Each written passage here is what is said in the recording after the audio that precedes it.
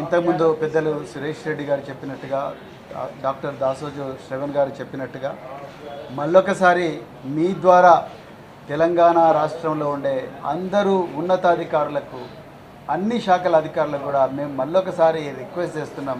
దయచేసి రాజ్యాంగబద్ధంగా పాలన చేయండి.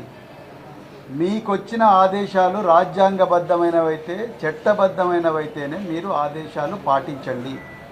అదేవిధంగా ప్రభుత్వ కార్యక్రమాల గురించి మీరు మాట్లాడేటప్పుడు కార్యక్రమాల గురించి మాట్లాడండి.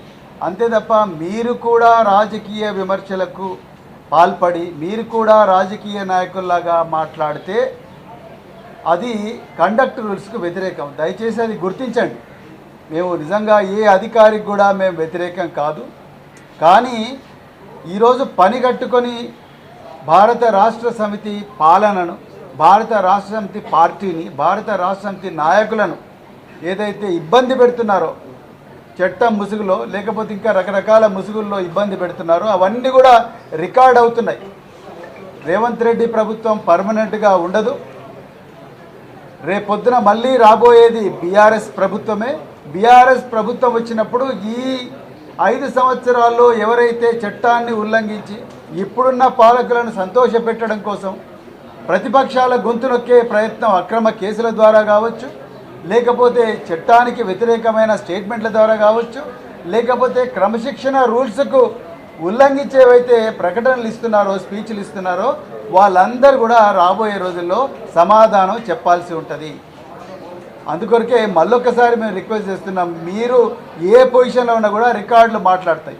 మీరు పదవీ విరమణ చేసిన తర్వాత కూడా మీరు ఈ కాలంలో మాట్లాడినా చేసిన పనులన్నీ కూడా రికార్డ్ అవుతాయి. అవన్నీ కూడా తవ్వి తీయడం జరుగుతుంది. అందుకొరకే ప్రజాస్వామ్యాన్ని గౌరవించండి, క్రమశిక్షణ రూల్స్ని గౌరవించండి,